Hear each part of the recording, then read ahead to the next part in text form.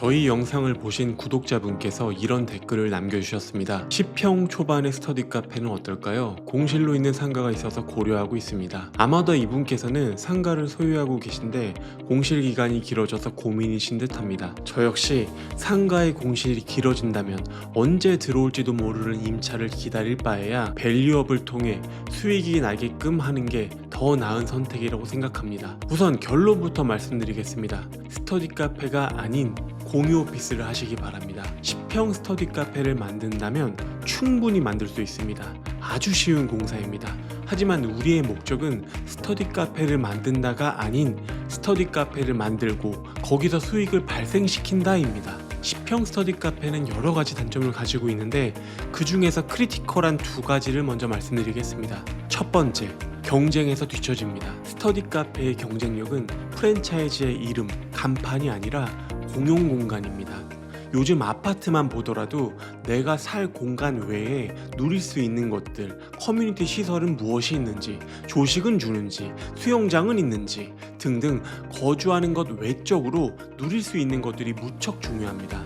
스터디 카페도 마찬가지입니다. 내가 공부할 공간인 책상과 의자 외에 내가 누릴 수 있는 공용 공간이 핵심입니다.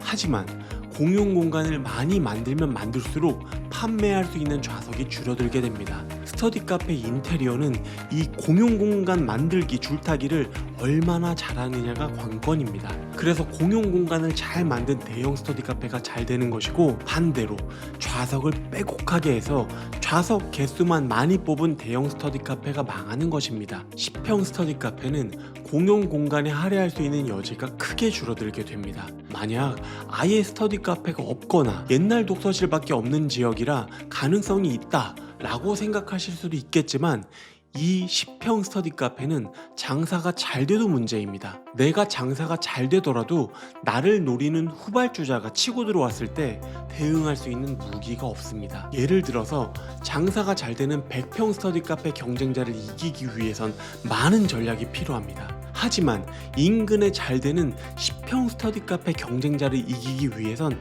아주 적은 금액으로도 쉽게 이길 수 있습니다. 스터디 카페는 순수익이 크지 않습니다. 정말 잘 되는 스터디 카페가 월에 1, 2천만 원 순수익이고 월에 몇백만 원 순수익 스터디 카페는 정말 준수한 스터디 카페입니다. 인스타에 핫한 음식점들이 월에 몇천만 원씩 버는 것에 비하면 정말 소박한 수준입니다.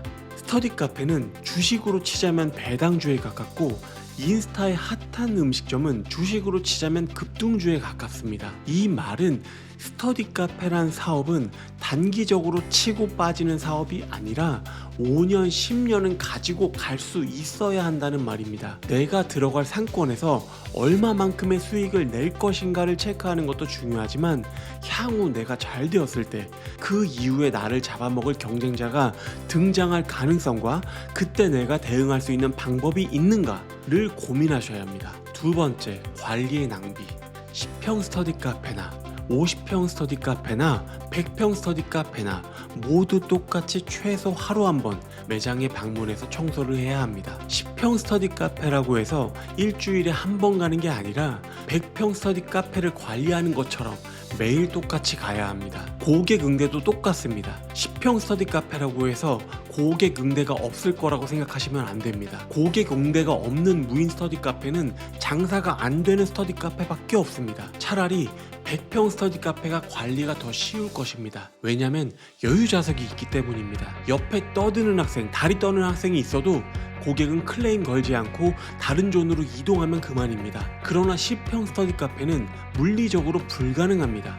매출의 한계는 10평인데 관리는 100평이나 10평이나 다를 게 없습니다. 게다가 100평 스터디 카페가 쓰는 키오스크도 몇백만 원짜리 키오스크이며 10평 스터디 카페가 쓰는 키오스크도 몇백만 원짜리가 똑같이 들어갑니다. 낭비까진 아니지만 이래저래 아쉬운 부분이 참 많습니다. 그래서 저는 이런 초소형 상가의 경우 공유 오피스가 맞다고 생각합니다. 앞서 말씀드린 10평 스터디 카페의 두 가지 단점이 10평 공유 오피스에선 단점으로 작용하지 않습니다. 첫 번째, 경쟁력의 경우에도 공유 오피스는 면적을 파는 방식이고 스터디 카페는 권종을 파는 방식입니다. 한 번 판매한 면적은 재판매가 불가능합니다. 그렇기 때문에 필연적으로 공용 면적의 공간을 많이 할애했다면 상대적으로 호실 비용은 올라가게 됩니다.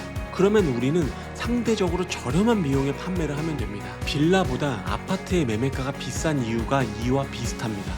그렇다고 해서 빌라 월세가 안 나가는 게 아닙니다.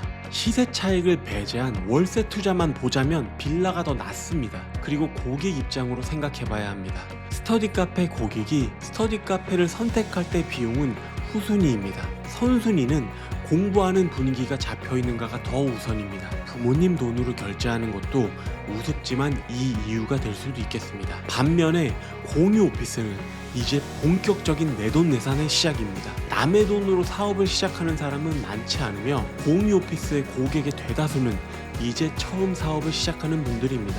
이 사업을 처음 시작하시는 공유 오피스 고객의 입장에서 아직 발생하지도 않은 미래의 매출을 높게 예측하는 것보다 당장에 나갈 사업장 월세를 줄이는 게 합리적인 선택입니다.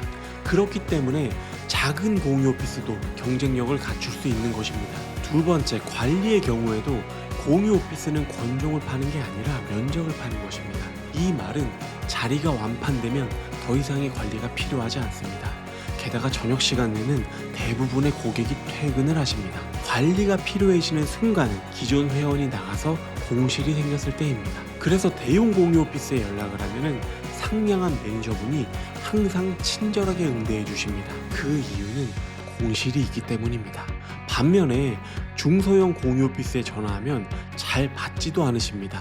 상주는 당연히 안 하십니다. 왜냐하면 만실이기 때문입니다. 당연하지만 스터디 카페의 대안인 이 공유 오피스도 무턱대고 선택하면 안 됩니다. 철저한 상권 분석이 필요합니다. 이 상권 분석을 통과할 수만 있다면 저는 공유 오피스를 추천드리겠습니다. 앞으로도 다른 궁금하신 질문들 댓글에 남겨주시면 영상에 참고해서 반영하겠습니다. 오늘도 영상 시청해주셔서 감사합니다. 좋은 하루 되시기 바랍니다.